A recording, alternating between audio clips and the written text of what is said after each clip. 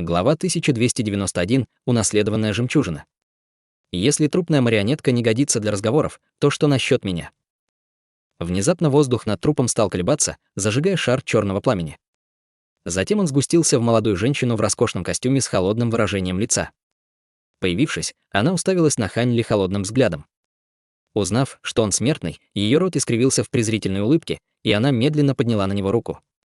Хань Ли не мог ничего обнаружить своим духовным чутьем, но благодаря его связи с мирской сущностью Ци с его нынешней стадии культивации он смог ощутить неописуемую опасность.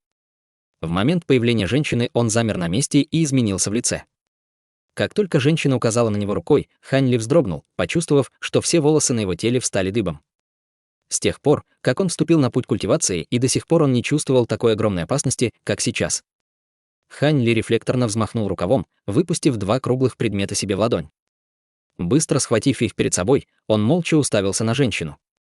Это были два шара размером с кулак, один черный, другой красный. Их поверхность переливалась мерцающим светом. Бессмертные побеждающие бусы. И целых две. Да кто ты такой? Откуда у тебя эти сокровища? При виде этих бус женщина сразу же изменилась в лице. Нить черного пламени, поднимавшаяся из ее браслета, внезапно исчезла, и она тревожно закричала. При виде того, что женщина узнала бусы и испугалась от их вида, Хань Ли почувствовал волну облегчения. «Хе-хе, это хорошо, что ты их узнала», — сказал он спокойным тоном, несмотря на то, что по спине у него бежал холодный пот из-за страха того, что культивация женщины превзошла все его ожидания. Если бы бессмертные побеждающие бусы не представляли ей угрозу, у него бы возникли большие проблемы. Но даже в этом случае он все еще внутренне ругался. Он полагал, что будет иметь дело только со скудной нитью души демонического зверя, которая управляет трупной марионеткой, а не демоническим культиватором стадии божественной трансформации. Почему такой высокоранговый демон появился снаружи в человеческом городе? Хотя бессмертные побеждающие бусины держали ее в страхе, малейшая небрежность означала бы смерть и для него. Как человек, ранее обладавший культивацией стадии божественной трансформации, он понимал, насколько она сильна. Когда лицо демонической женщины дрогнуло, она уставилась на Хань Ли леденящим душу взглядом. Она не скрывала своих намерений убить его. В конце концов, женщина вальяжно спросила: «Ты действительно веришь, что сможешь убить меня этими бессмертными побеждающими бусинами?» Хань Ли ответил спокойным тоном: «Возможно, убить тебя я не смогу, но у меня очень высокий шанс нанести тебе серьезную травму». «Вот как? Но ты всего лишь ничтожный усовершенствователь тела, как ты сможешь избежать взрыва от использования этих бусин? Ты планируешь убить себя». Молодая женщина усмехнулась. «Если я им не пользуюсь, то и защитить тебя не смогу. Поэтому я использую их», — небрежно ответил Хань Ли. Вместо того, чтобы показать свой гнев, женщина улыбнулась и сказала: «Однако ты действительно веришь, что я не рискну получить несколько травм, чтобы разобраться с такой шавкой, как ты?» Хань Ли сухо усмехнулся, прищурившись: «Конечно, ты не посмеешь. Ты находишься на территории людей. Получив травмы, ты не сможешь скрывать свою демоническую ци. Когда ты убежишь, тебя будут преследовать другие высокоранговые культиваторы. Если я правильно помню, присутствие метаморфизованных демонических культиваторов на территории людей является нарушением соглашения. Люди могут убить тебя за это. Как ничтожный смертный, как ты, смеет мне угрожать?» Голос женщины исказился, отчего воздух поблизости словно задрожал, а ее глаза заискрились фиолетовым светом. Странная дьявольская энергия обернулась вокруг его разума. Когда Хань Ли уставился на женщину, он почувствовал, что его взгляд был поглощен ее глазами, и его проницательный взгляд стал пустым. Женщина в дворцовом костюме, увидев это, обрадовалась и взмахнула рукой, готовясь атаковать. Но в этот момент на лице Хань Ли появилась насмешливая ухмылка, и в его глазах засиял яркий синий свет. Внезапно у женщины закружилась голова, и ее разум затуманился, заставив ее споткнуться и чуть не упасть на землю. Великая очаровывающая техника. Ты знаком с ней. Несмотря на то, насколько сильным могло быть духовное чутье женщины, она получила ответную реакцию из-за духовных глаз Хань Ли в момент небрежности, но быстро пришла в себя. В этот момент она посмотрела на Хань Ли так, словно увидела призрака. В изумлении Хань Ли одарил ее загадочной улыбкой и неподвижно встал на место. Женщина быстро скрыла потрясение на своем лице и невольно взглянула на Хань Ли. Как бы высокомерна ни была женщина, она поняла, что Хань Ли отнюдь не был простым усовершенствователем тела, каким казался на первый взгляд. Женщина посмотрела на две бессмертных побеждающие бусины и затем перевела взгляд на беспомощную девочку на земле. Ледяным голосом она сказала: «Что ты думаешь? Мы оказались в тупике. Немного подумав, Хань Ли сказал: «Если ты отпустишь эту девочку, то можешь уйти». «Невозможно. В Дайер течет кровь родословной нашего клана Черных Фениксов. Я должна вернуть ее». Женщина немедленно отвергла его предложение. Услышав ее решительный ответ, сердце Хань Ли дрогнуло, и он замолчал. Молодая женщина тоже молчала, и обе стороны какое-то время оказались в тупике. Воцарилась тишина, и только несколько порывов ветра пронеслось между ними. Все еще удерживаемая трупом в пурпурной одежде, Дайер нарушила тишину своим мягким голосом: «Дядя Хань, пожалуйста, не сражайтесь с Тети Ся. Я пошла с ней, потому что хочу». Услышав это, Хань Ли нахмурился. Лицо женщины оставалось невыразительным. Казалось, она не была удивлена ее словами. Встревоженный, Хань Ли спросил спокойным голосом: «Дайер, что ты говоришь? Ты знаешь, кто она?» «Я знаю. Тетя Гоу использовала технику, чтобы научить меня».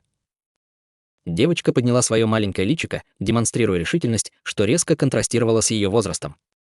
Как человек с большим опытом, Хань Ли нашел это странным и резко вскрикнул: «Это какая-то техника. Что ты с ней сделала?» Женщина откинула несколько волос и равнодушно сказала: «Я ничего с ней не сделала. Просто в ее тело попала наследственная жемчужина клана Черного Феникса, и ей было передано немного информации о нашем клане. Конечно, у нее не было достаточно времени, чтобы усвоить всю информацию, но она прекрасно понимает свою личность как полудемона». Услышав это, Хань Ли внезапно все понял. Хотя он не знал подробностей, так называемая наследственная жемчужина была сокровищем, предназначенным для того, чтобы хранить опыт, техники и даже фрагменты души прошлых поколений. Подобные предметы существовали и в мире смертных, но условия для наследования такого сокровища были крайне сложными. Если не соблюдать осторожность, они могли погубить людей. Но еще хуже было то, что наследие часто не могло полностью передать содержание, передавая только 1/10 часть наследия. Наследственная жемчужина наследия клана Черного Феникса, должно быть, была удивительной, и он не понимал, как они смогли преодолеть ранее упомянутые недостатки. И когда девушка полностью впитает в себя наследственную жемчужину, она больше не будет самой собой. После минутного молчания Хань Ли сказал девочке: «Подумай, как следует. Если ты войдешь в клан демонов, тебе придется утратить свою личность как человека. В будущем ты не сможешь увидеть твою семью на этой стороне». Девочка покачала головой и с грустью сказала: «Кроме моего дедушки, у меня нет семьи. Теперь, когда дедушка умер, мне больше не нужно оставаться здесь. Я хочу жить вместе с моим отцом. В таком случае я не стану заставлять тебя. Иди с ней». Хань Ли вздохнул и развернулся, уходя большими шагами, но все еще держа бусы в руке. Увидев, как быстро сбежал Хань Ли, женщина была поражена. Девочка прикусила губы, чтобы не сболтнуть лишнего, поскольку она все еще не хотела расставаться с ним. Хань Ли выглядел так, будто просто шел, но на самом деле он путешествовал с удивительной скоростью. В одно мгновение он превратился в черную точку на горизонте. Молодая женщина долго смотрела на Хань Ли с обидой и в конце концов решила не нападать. Затем с неприглядным выражением лица она посмотрела на девочку внизу и сказала: «Дайер, пошли. Если этот человек проинформирует высокоранговых культиваторов о том, что я здесь, это будет проблематично». На ее лице появилось странное выражение, контрастирующее с юным возрастом Дайер, и она тихо сказала: «Он не станет делать этого». Женщина покачала головой: «Ни одному человеку нельзя доверять. Пошли». С этими словами женщина потянулась к Дайер и подняла ее в воздух. Вместе с девочкой она приказала трупу в пурпурной одежде сделать жест заклинания, и его мгновенно окутало черным пламенем, в результате чего он сгорел дотла. Женщина подняла руку, и над ее головой появился шарф. Он обвился вокруг них, сверкая черным светом, пока они не исчезли в дымовой дорожке. 2 дня спустя из лагеря людей, расположенном в 50 километрах, на волшебных инструментах вылетело несколько световых полос. Это были культиваторы Золотой нефритовой секты и Хань Ли. Они путешествовали вместе и не собирались возвращаться. Но, как ни странно, госпожа Фан, Жан Куй и другие сотрудники Небесного Восточного Альянса закрывали на это глаза и больше не упоминали о Хань Ли. Казалось, что заместитель лидера Хань никогда не был частью Небесного Восточного Альянса.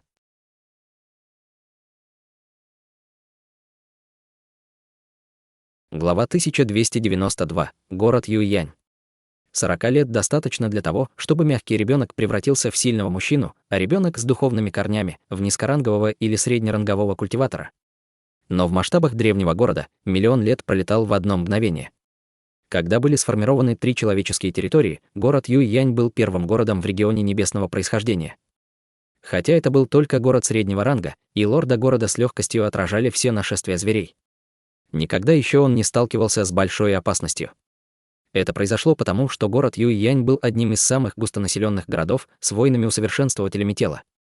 Его репутация была распространена по всему региону небесного происхождения. Говорят, что нынешний мудрец небесного происхождения довел до совершенства технику усовершенствования тела в этом городе, оставив там великую историю. В городе находилось бесчисленное количество сект и школ для воинов-усовершенствователей тела. В этом городе было много высокоранговых усовершенствователей тела, что было редкостью в других делах. В самом центре города была даже священная башня, в которой хранились коллекция техник и опыт сект усовершенствования тела. Коллекция была настолько обширной и детальной, что была признана одной из лучших в регионе. Эти вещи каждый год привлекали огромное количество низко- и среднеранговых усовершенствователей тела. Против такой грозной боевой силы ничтожная миграция животных не представляла угрозы. Кроме того, у города Юйянь была также репутация создателей духовных инструментов наравне с городом небесного происхождения. Каждый год там изготавливалось большое количество духовных инструментов, которые покупали как торговцы, так и усовершенствователи тела. Несколько аукционных домов получали большую прибыль от продажи редких духовных инструментов. Эти аукционные дома содержали большое количество кузнецов-мастеров духовых инструментов. Так называемые мастера духовых инструментов были сродни мастерам изготовления таблеток и мастерам формация заклинаний как мастера своего дела. Тем не менее, эти люди были особенными, поскольку им было нужно культивировать техники усовершенствования тела до некоторой степени и получить некоторое понимание формации заклинаний. Кроме того, им также требовалось наличие естественного сильного духовного чувства. Только так можно стать мастером духовых инструментов. Для тех, кто решал стать таковым, требовалось большое количество практики, помимо их природных способностей. Все мастера духовных инструментов, которыми пользовались аукционные дома, были превосходны и производили духовные инструменты с огромной силой и невероятными способностями. Конечно, эти духовные инструменты изготавливались с невероятной тщательностью. Обычно на его изготовление уходило несколько месяцев, и когда их необычные способности демонстрировались в аукционном доме, они продавались по невероятно высоким ценам. Аукционный дом Лун Синь был одним из крупнейших в городе Юйянь. Внезапно появившись, он создал репутацию, которая могла конкурировать с давно установленными аукционными домами. Мастер этого аукционного дома быстро стал значительной личностью этого города. Одним днем в главном зале аукционного дома Лун Синь взад-вперед ходил толстый человек в экстравагантных одеждах. Время от времени он с беспокойством поглядывал в сторону входа. Еще мгновение спустя толстяк остановился и громко закричал: «ФНР! Иди, посмотри на улице, не прибыл ли великий мастер Ханы?» «Да, милорд». Молодой человек поспешно побежал выполнять его приказ, и его шаги быстро стихли. Толстяк прекратил мельтешить по комнате. Затем он, словно устав, сел на кресло, заскрипевшее под его весом. Толстяк не боялся, что кресло сломается. Вместо этого он просто взял чайник со стола и налил себе несколько чашек. Неужели брат Фан без настроения, потому что болен? Со стороны двери раздался голос, после чего появился владелец. Когда толстяк увидел прибывшего мужчину, он сразу же встал, и рулоны жира под подбородком содрогнулись от его смеха. «Брат Хань, ты наконец прибыл. Этот идиот не сообщил мне о твоем прибытии. Не вини его, я оставил его снаружи». Прибывший был мужчиной средних лет. У него были складки на лбу и длинные черные волосы. Держа в руках длинный сверток, он с загадочной улыбкой посмотрел на толстяка. Оказалось, что эти двое были довольно близко знакомы друг с другом. Ха-ха, хотя я знаю, что брат Хань никогда не пропускал встреч, этот вопрос очень важен. Это связано с моими усилиями в городе за последние несколько десятков лет, поэтому я очень волновался. Ты лично сделал этот предмет, брат Хань. Толстяк с волнением посмотрел на сверток в руках мужчины среднего возраста. Так и есть. Брат Фан, можешь сам взглянуть на него. Мужчина средних лет улыбнулся и передал сверток. Затем он сел в ближайший стул. Старый толстяк взял длинный сверток и, быстро открыв крышку, обнажил меч длиной в метр, покрытый слабой золотой оболочкой. В меч было инкрустировано 3 духовых камня разных цветов. С первого взгляда можно было сказать, что это был необычный духовный инструмент. При виде этого толстяк осторожно схватил рукоять меча и медленно вынул ее из ножен. Со звоном, напоминавшим крик дракона, перед толстяком появился шар золотого света. Затем шар золотого света превратился в маленького золотого змея, который вертелся перед ним. Толстяк взглянул на свет и потряс ножны от меча. Змей сразу же исчез, в его руке появился сверкающий золотой меч с узором змея. Изумительно, изумительно. Это единственный высокоранговый духовный инструмент, появившийся в городе Юйянь за последние 100 лет. Он обладает невероятной способностью принимать другую форму. Хе-хе, после этого другие не посмеют конкурировать со мной. Старший брат Хань, ты очень помог этому младшему брату. Толстяк вложил меч в ножны и разразился хохотом. Мужчина средних лет потягивал чай, без намека на волнение, ничего особенного. Я смог изготовить духовный инструмент только благодаря тем материалам, что ты мне предоставил. В противном случае я бы не смог изготовить его, независимо от навыка. Хе-хе, это так, старший брат Хань. Но мало кто может сравниться с твоей репутацией, засмеялся толстяк. Нет нужды мне льстить. Этот меч — последний духовный инструмент, который я сделаю для тебя. Вскоре я покину город и не думаю, что вернусь сюда. С улыбкой на лице толстяк очнулся от радости и поспешно сказал: «Старший брат, что ты говоришь? Почему ты хочешь покинуть город? Неужели это из-за подчиненных, которых я тебе назначил? Только скажи, и я немедленно уволю их и назначу тебе лучших». Мужчина средних лет медленно сказал: «В прошлом я совершил ошибку в культивации, а ты помог мне по воле случая. Я также не смог безопасно преодолеть свое узкое место. Теперь, спустя несколько десятилетий, я выковал для тебя множество духовных инструментов, скрывая свою личность, и я полностью отплатил тебе за твою доброту. Теперь аукционный дом Лун Синь стал одним из крупнейших в городе. После того, как ты подаришь этот меч лорду города, я уверен, что он наверняка станет самым большим. Я не смог полностью обучить учеников моим техникам, но они знают достаточно, чтобы продолжить работу твоего аукционного дома. Ты должен знать, что я намереваюсь культивировать техники усовершенствования тела до самого завершения. Создание духовых инструментов было чем-то, что я делал мимоходом. Я больше ничего не получу от пребывания здесь. Неужели культивация брата Ханя достигла еще одного узкого места? Сердце толстяка подпрыгнуло, когда он услышал последнее предложение Ханьли. Мужчина средних лет просто ответил с молчаливой улыбкой. Толстяк был ошеломлен.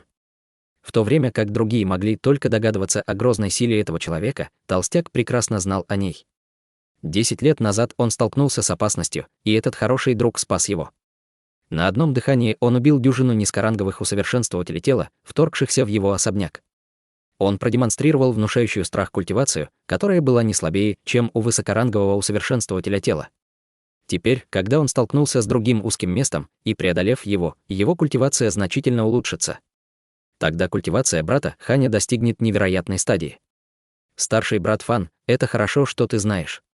Я должен поблагодарить тебя за то, что ты не рассказал обо мне никому и купили от моего имени большое количество духовных растений и лекарственных таблеток. Однако теперь мы должны расстаться. Я пришел попрощаться с тобой. С этими словами мужчина средних лет встал и, поклонившись, направился к выходу, больше не поворачиваясь. Губы толстяка дрогнули, но в конце концов он не смог придумать слов, чтобы убедить его остаться. Ему оставалось только наблюдать с мрачным лицом, как Ева друг уходит. Когда толстяк спас брата Ханя, это был самый счастливый поворотный момент в его жизни. Со всей своей силой брат Хань поддерживал безымянного торговца, пока он не стал одной из ведущих фигур в городе Юйянь. Но теперь, когда брат Хань почувствовал, что полностью отплатил за свою доброту, он без колебаний ушел. Естественно, он не мог попросить его остаться. За пределами аукционного дома Лун Синь мужчина средних лет оседлал оленя и направился к выходу из города. Через несколько часов мужчина средних лет появился на скале за много километров от города. Он посмотрел на огромный город вдалеке и спрыгнул с оленя, протянув рукав к лицу. Произошло немыслимое событие. По взмаху рукава волосы на лице исчезли, а лицо средних лет помолодело, превратившись в юношу лет 20. Это был Ханьли, которого в последний раз видели вместе с культиваторами золотой нефритовой секты, отправившимися за сокровищем. Ханьли равнодушно взглянул на городские стены вдалеке и внезапно обернулся. Оставив позади оленя, он зашагал вперед. Вскоре он превратился в черную точку на горизонте и исчез в пустыне.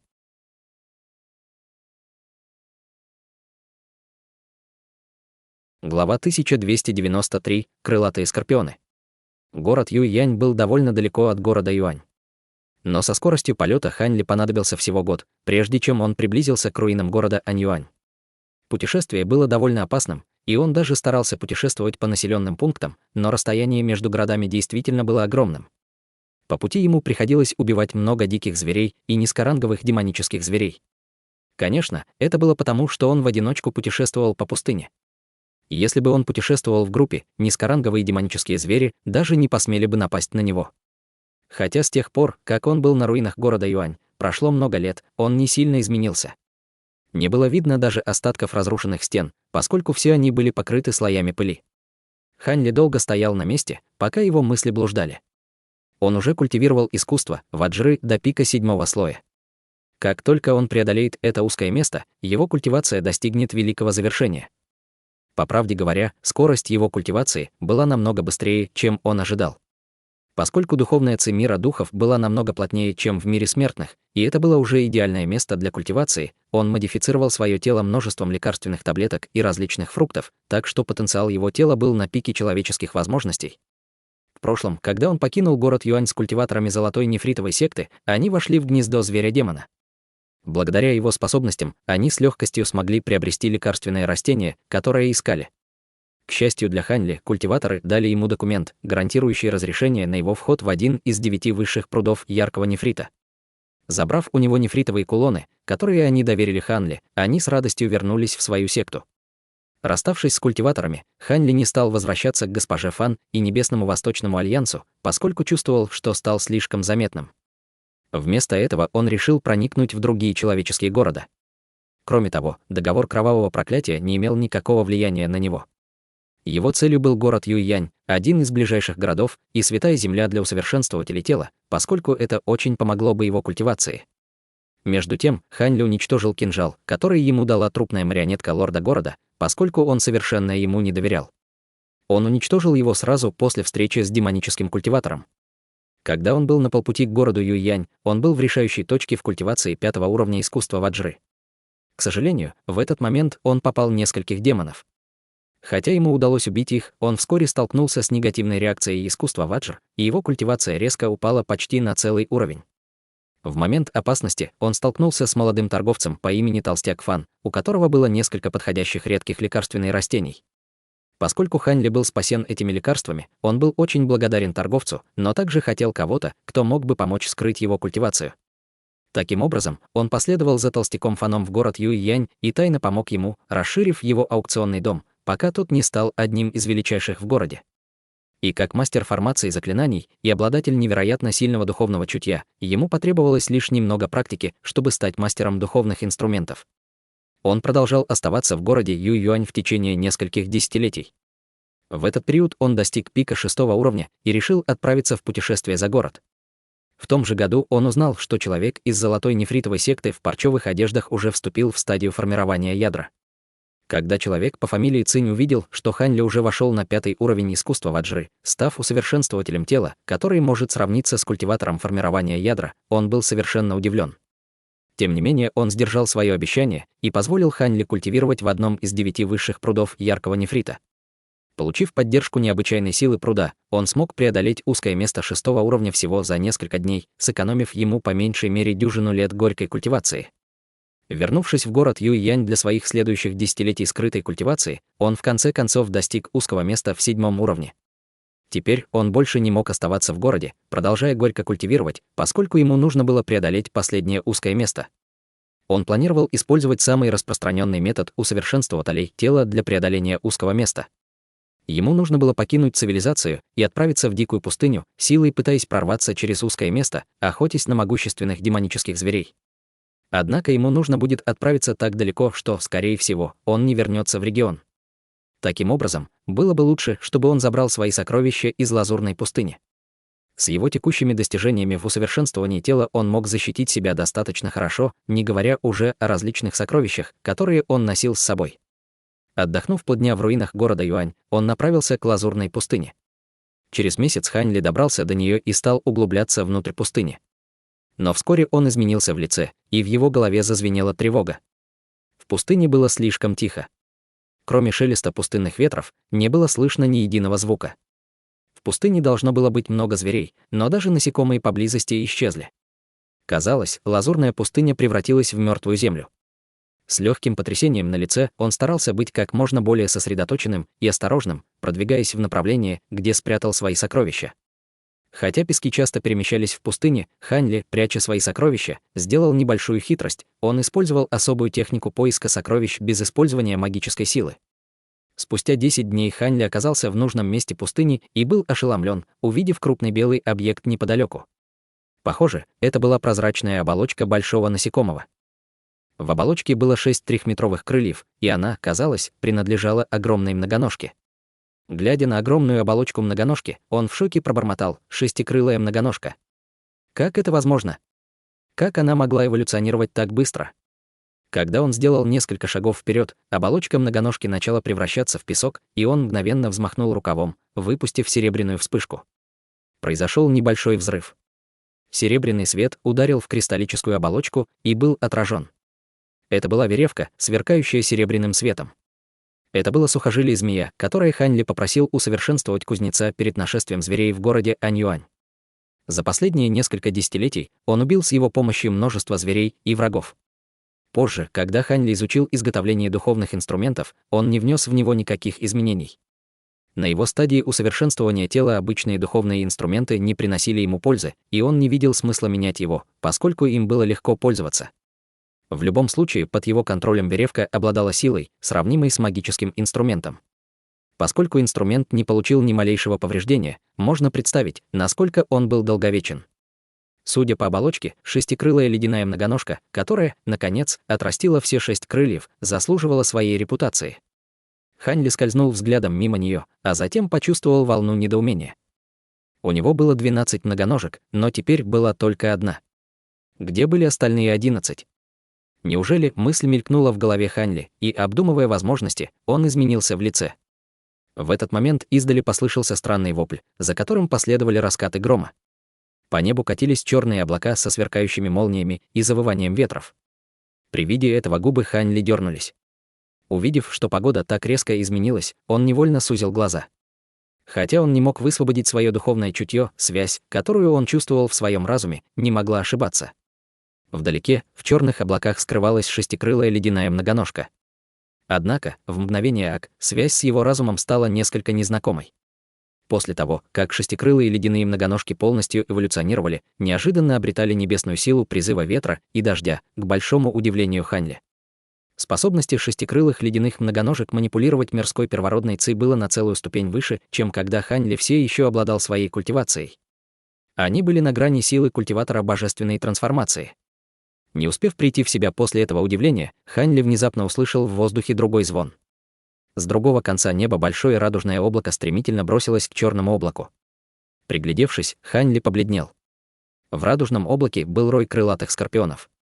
Все они были размером с ладонь, окрашенные в разные цвета. Затем посреди роя Хань Ли увидел короля скорпионов длиной 60 метров, и у него пересохло во рту.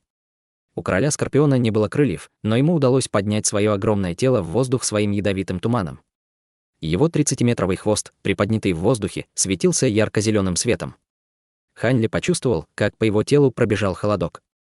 Но при ближайшем рассмотрении он обнаружил, что так называемый король скорпионов был фактически поднят в воздух бесчисленным количеством маленьких скорпионов. Другие окружающие скорпионы сделали то же самое и, извиваясь вместе, приближались к огромному королю скорпионов.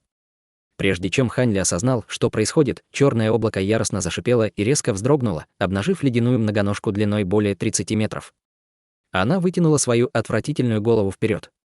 В то же мгновение Хань Ли почувствовал слабую связь со своим разумом, и его сердце дрогнуло, осознав, что это было. Так вот, что это. Гигантская шестикрылая ледяная многоножка обладала духовными метками дюжины четырехкрылых многоножек. Они либо как-то слились воедино, либо одна съела остальных. При этих обстоятельствах она превратилась в полностью зрелую шестикратную ледяную многоножку. Но откуда взялись эти скорпионы? Когда он пересекал пустыню с караваном Небесного Восточного Альянса, они бы определенно погибли, встретившись со скорпионами. Не успел Хань Ли подумать об этом, как черное облако и радужный туман ударили друг друга. Воздух наполнился грозным шипением и прерывистым жужжанием. Тучи летающих скорпионов падали на землю, замерзшие от ледяных ветров черного облака. Однако шары радужного яда, которые стали выпрыскивать летающие скорпионы, вскоре поглотили часть черного облака, что вызвало бурное волнение облака. В мгновение ока черное облако разрослось, обнажая нижнюю половину шестикрылой ледяной многоножки.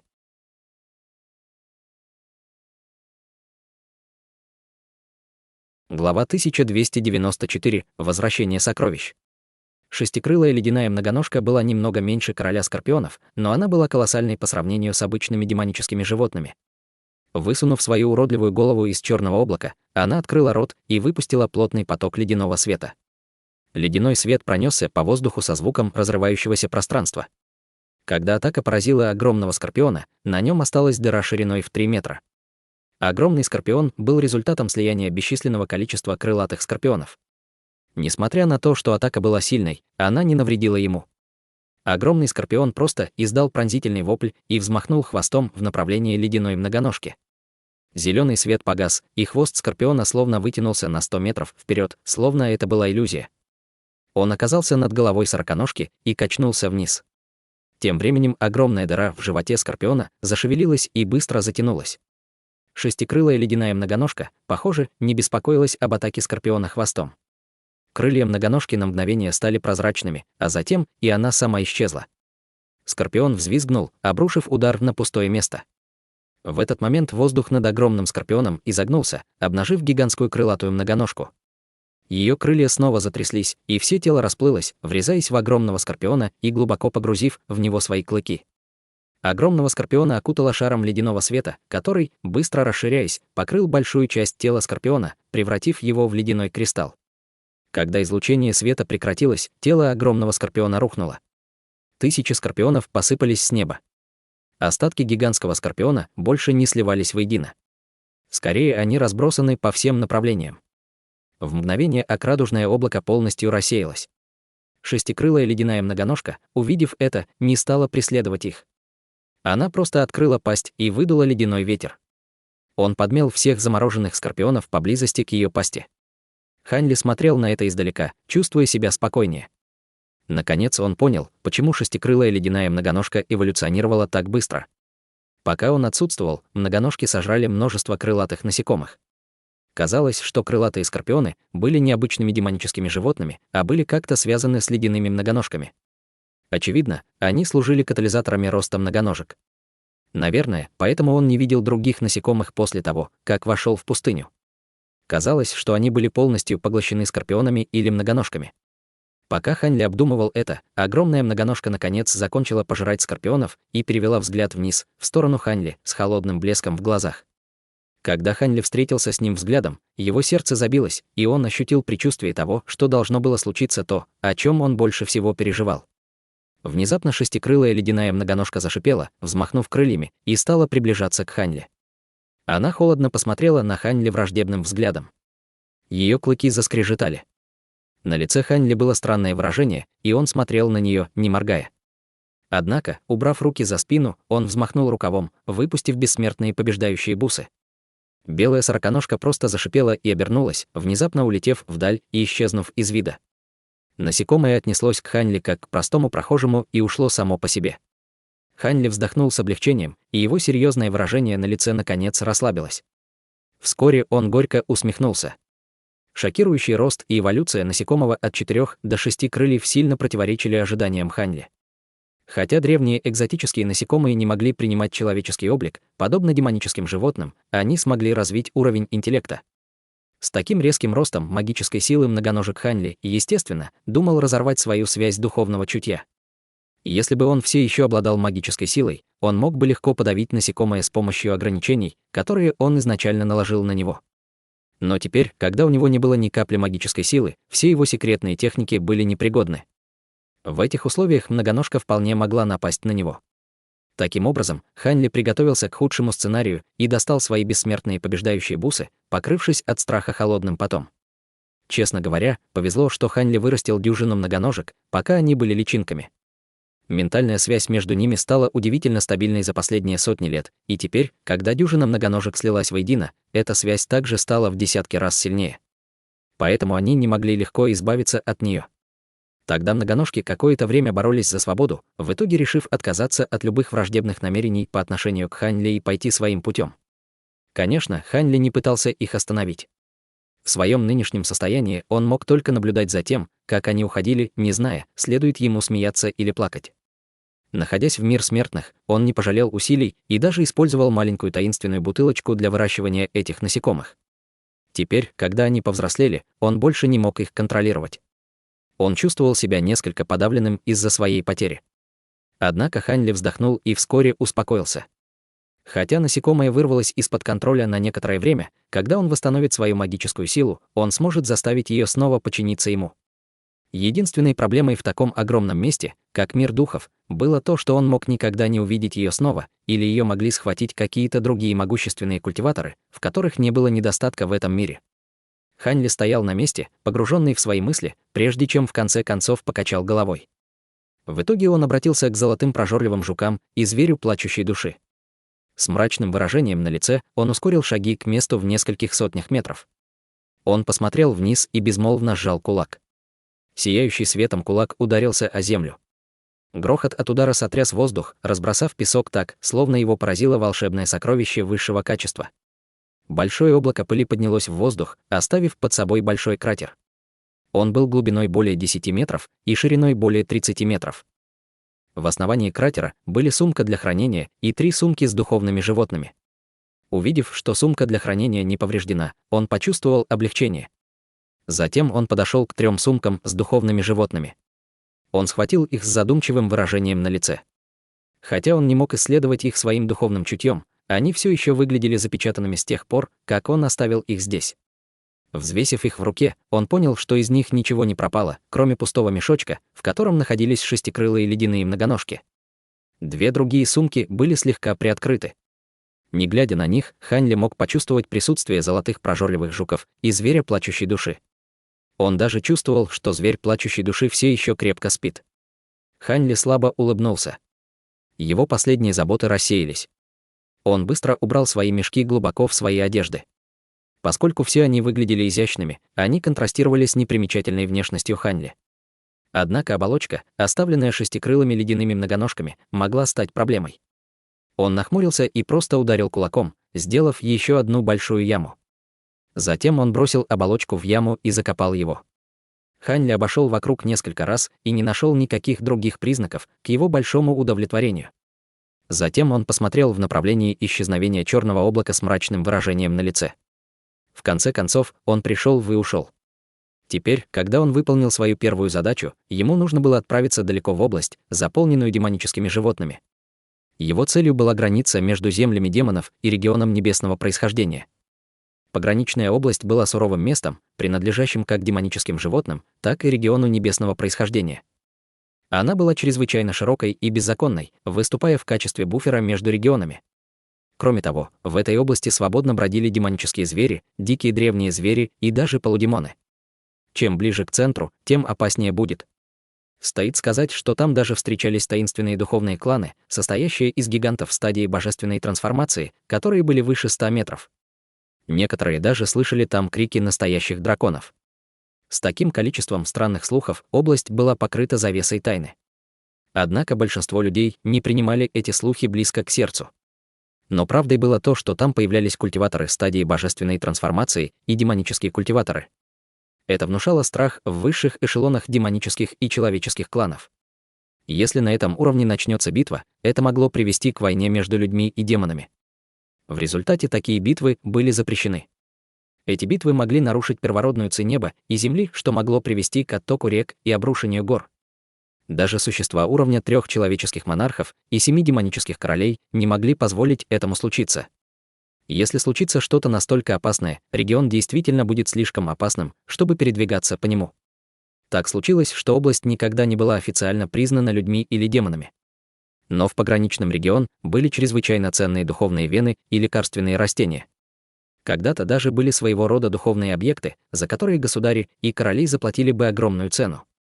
В результате там собиралось большое количество культиваторов и усовершенствователей тела. Они хотели испытать свою удачу и приобрести несколько духовных растений. Некоторые хотели использовать бойню в этом районе как средство для преодоления своих узких мест в культивации. По правде говоря, это служило той же цели, что и миграция зверей. Однако низкоранговые культиваторы и усовершенствователи тела не осмеливались приходить сюда, поскольку для них это была верная смерть. В конце концов, большая часть этих областей была в значительной степени населена демонами. В этих обстоятельствах Ханли, в конце концов, пробился туда после нескольких лет тяжелых путешествий.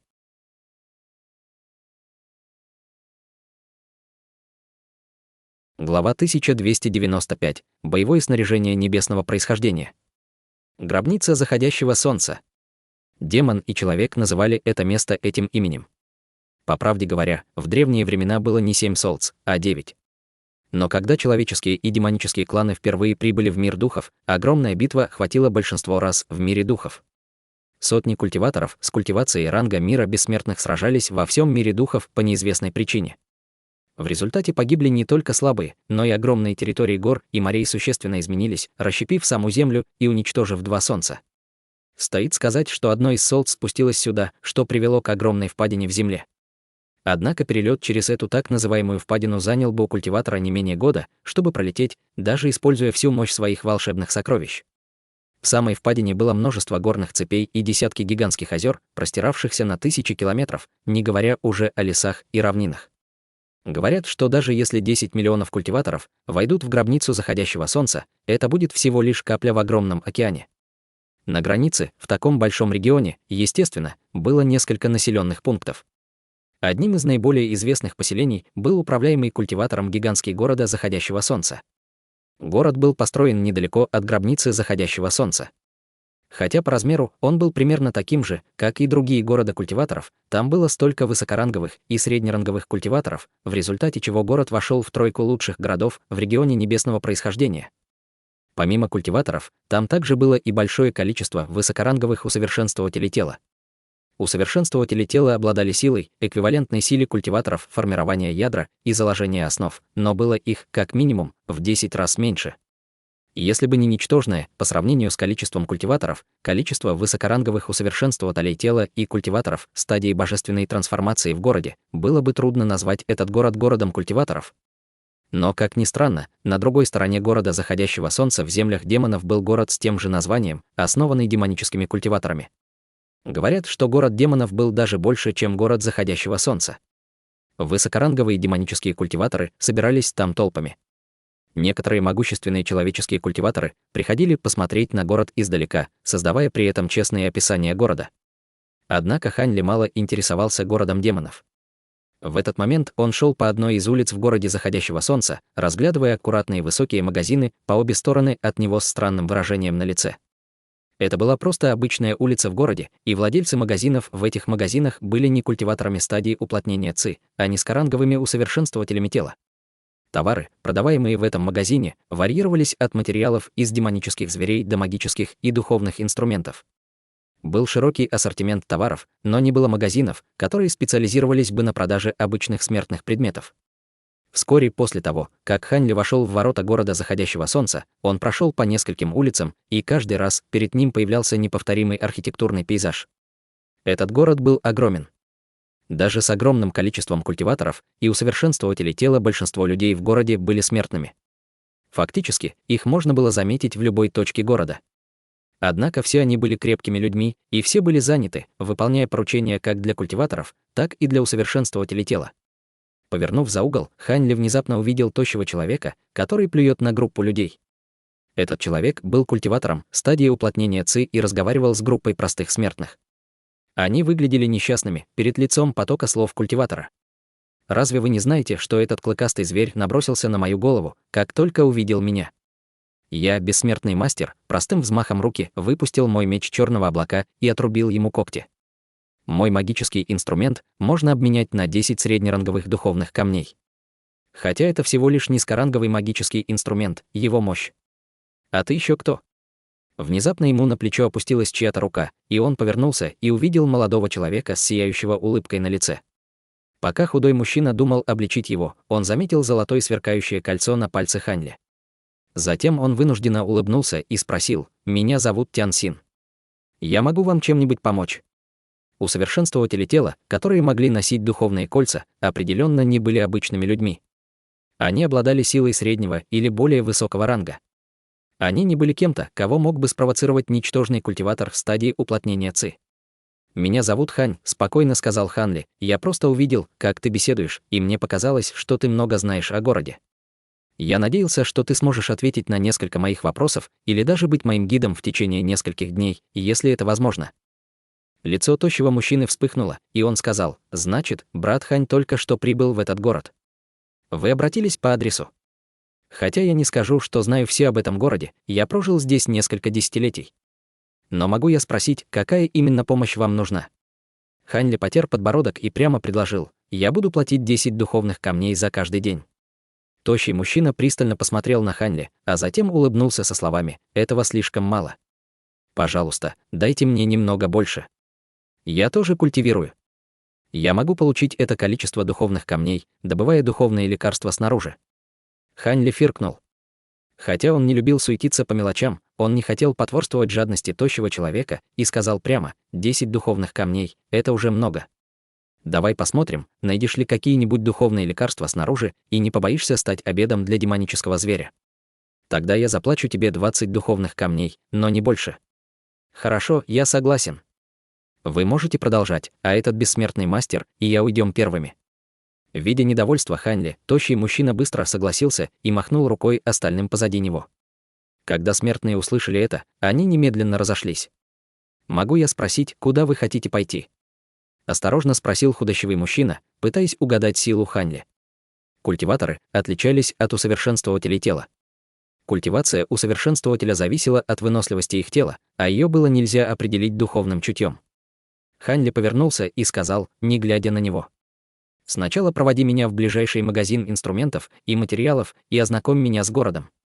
Худой мужчина быстро последовал за Хань Ли и красноречиво сказал: «Это не проблема.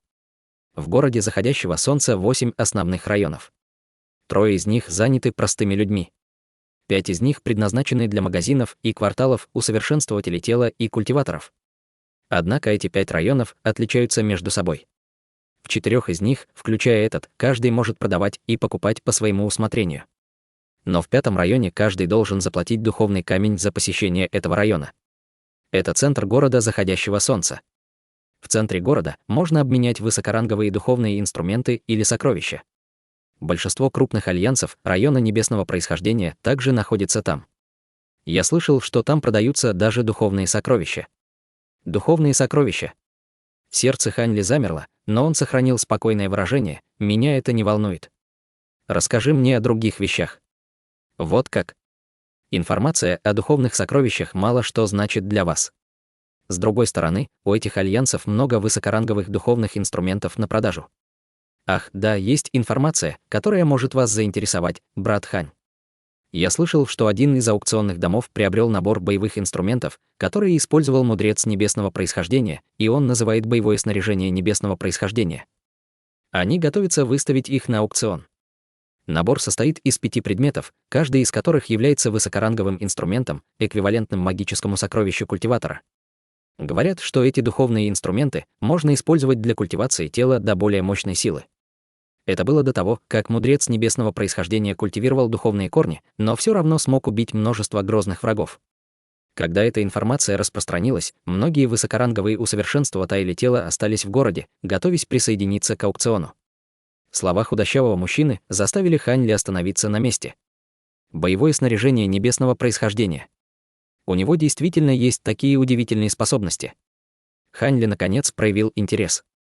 Это должно быть правдой. Эти слова были опубликованы самим аукционом. Тощий человек заверил его, хлопнув себя по груди. Немного помолчав, Хань Ли спросил, когда начнется аукцион. Хотя они не дали никаких конкретных дат, это должно быть не позднее, чем через 4 месяца. Аукцион не осмелится заставить долго ждать такое количество высокоранговых усовершенствователей тела. Когда тощий человек услышал это, его сердце задрожало. Неужели ему повезло, и он столкнулся с высокоранговым усовершенствователем тела? Хотя у него было молодое лицо, он, возможно, сохранил свою внешность с помощью лекарственной таблетки. Пока Хань Ли размышлял об этом, Тянь Син изменился в лице. В следующий момент Хань Ли задал еще несколько вопросов о боевом снаряжении небесного происхождения.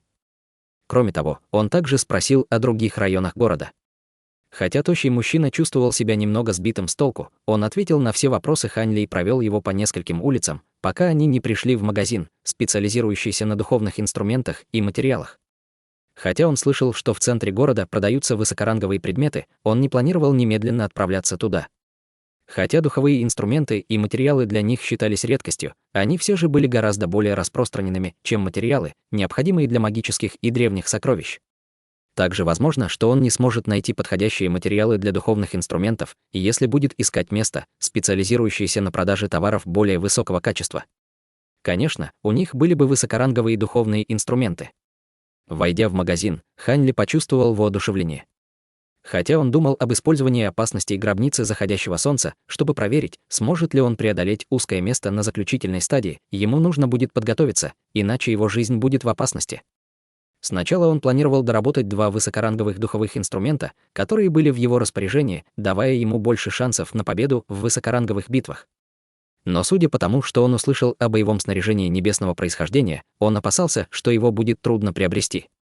У него было много духовных камней, но он не слишком рассчитывал на этот предмет. Это также привлекло бы к себе слишком много внимания. После некоторых дальнейших размышлений он отказался от идеи предлагать цену и планировал сам изготовить духовные инструменты.